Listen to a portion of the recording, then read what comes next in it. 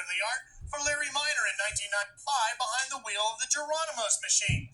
And for a hobby, Tony likes to paint as well. Check out these helmet designs he has created for himself and for some of his friends. These two are Tony's personal helmets. This one for Brother Cruz, the driver of the McDonald's machine. He's also painted helmets for such drivers as Bill Elliott, Jimmy Spencer, and even P.J. Jones. If he ever gets out from behind the wheel of the Geronimo's funny car, Tony Pedregon's got a pretty good career with a paintbrush. Yeah, that is really some neat stuff. I asked Larry Miner, why do you call it Geronimo? I thought that's what you yell when you jumped out of an airplane or an Indian chief. He said, I don't even know what it is. I just like the sound of it. It's a neat word. It is, too. He used it in sand drag racing years ago.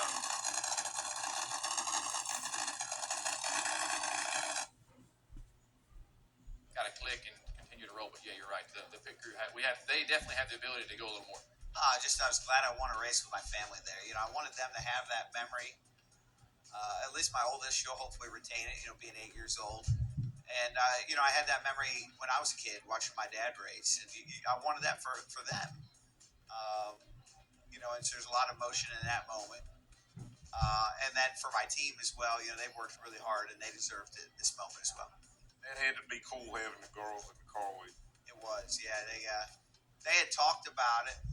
And I thought they were going to get cold feet, and they didn't. I'm glad they didn't get cold feet. I love that racetrack, right? I mean, I think, that it still has that side where the driver still can control a lot of it, right? You want to have a good setup for short run, long run, but also the driver's still in control of a lot of how it goes, basically keeping it out of the fence and not carrying it up, and pushing as hard as you can. So to win there definitely is pretty special for me, knowing that there's still some short.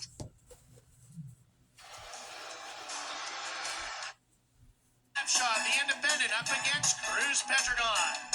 Here's Steve with Al. You can take any lane you want over John Forrest. Could be the race of the weekend. Well, I think Forrest knows he's got some company here, not only this year but next year, and we're not going away. He knows that. Well, Al Hoffman's going to go up against Forrest.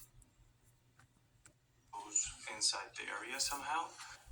Do you have any latest on the situation there? Because the WFP says that the security condition is not still yet at the level that they want. Have you ever contacted your IDF counterparts about that? The Israeli defense minister was here a week before. So any talks about providing security for this aid to reach the Gazans? Yeah, so a few things there. So first of all, for specifics, I would refer you to the World Food Program and USAID. As I understand it, the World Food Program has begun to take some of that aid out of the marshalling area to onward warehouses and distribution centers. But for the details on that, I'd have to refer you to them. IDF, do you have any talks with them to provide security for the aid? Well, as you know, we've established a coordination cell that is comprised of humanitarian organizations, IDF, U.S. forces that are managing the pier. And again, as I understand it, World Food Program is also discussing security with the IDF. But ultimately, this is a question for humanitarian organizations to determine of what level of security support do they require and need, recognizing that they are not combatants on the battlefield in the middle of a combat zone attempting to deliver humanitarian assistance. So those conversations are, of course, always ongoing. If your question is whether or not, the U.S. is planning to put boots on the ground and provide security, the answer is no. So I'll just leave it there. Yeah. Characterize the amount of aid that's sitting in Cyprus, and then also does either Cyprus or the amount of aid in Cyprus or at the end of the pier, does that factor into the decision about whether or not to return it and reattach it? So I would refer you to USAID, since they ultimately manage the amount of incoming and outgoing aid in terms of how much is in Cyprus. And as always, when you take a step back and you look at the big picture here in terms of what is it that the international community is trying to do, it's trying to get aid into Gaza for the people of Gaza. The maritime corridor is one aspect of that. And so lots of different variables, will be considered in terms of how best to get that aid in. Right now, the maritime corridor affords a way to get aid in. So as long as that's useful, that will be something that we continue to look at. And I'll just have to leave it there. There are plans to reattach the pier. All right, let's take a pause on the Pentagon for a quick commercial break. We'll be right back. We'll play out a little bit more from Brigadier General Pat Ryder in 2 minutes.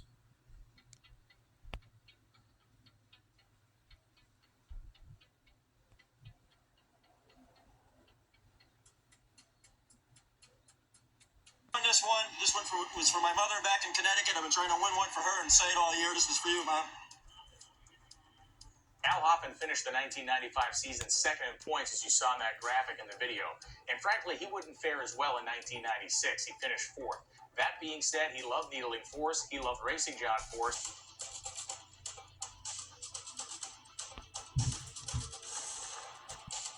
Adiós, Russo Brailovsky. Yo soy Alejandro Luna. Nos despedimos. Pásela bien. Italia le ganó 2-0 a Ecuador.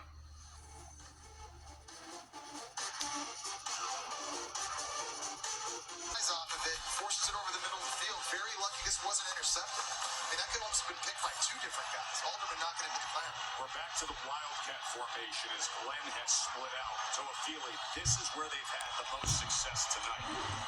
They run GT counter with Toafili, and it goes for 3 yards. But now, Brock Glenn's got to come back in under center, right? Third and long in this kind of situation. And, they've tried to throw it over to Johnny Wilson in the boundary one-on-one in these spots, trying to give him easy, clean looks. 3rd down and 7. Ball should have been intercepted. Every which way, it could have been in the hands of Ben Perry, but he dropped it. Wow. And we talked about just how one turnover could completely change the complexion of this game.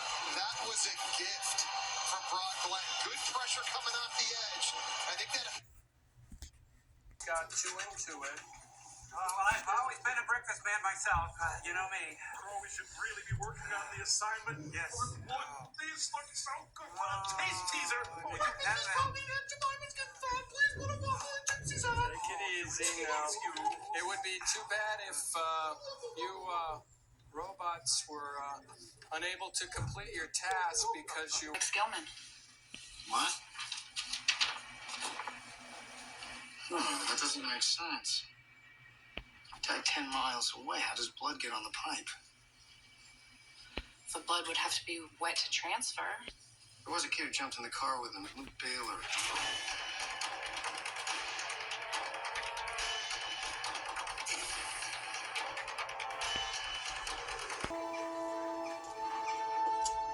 I'd like a number in bright, please. over in Greece with her new bestie, Lauren Sanchez, and Jeff Bezos, too. You're going to see their bikini off, I guess. Bikini showdown. Bikinis were on, not bikini off. Bikini showdown is what I meant.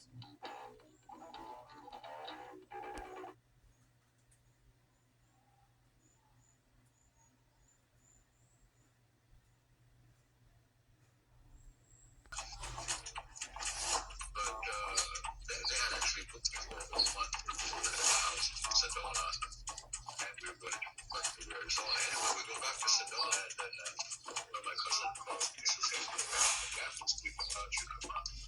This is a block area."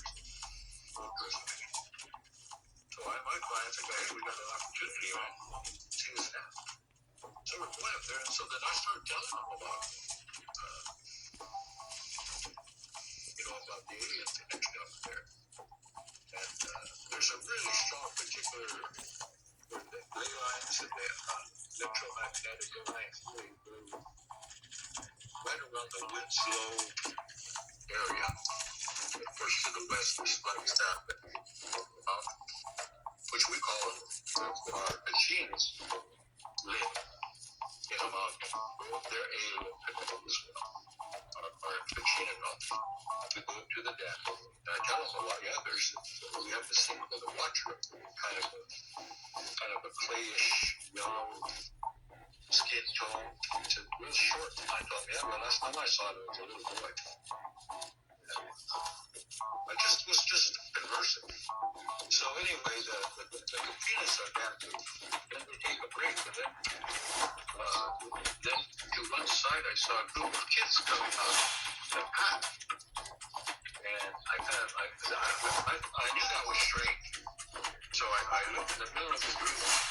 Lo and behold, and looked at that watcher. And so I tell the ladies, I whisper, because there's people around us. I say, don't scream, don't, say, oh my God, everything but not to do. Don't act surprised. I said, but tell me what you see in the middle of that. And one of the words was, we need to leave.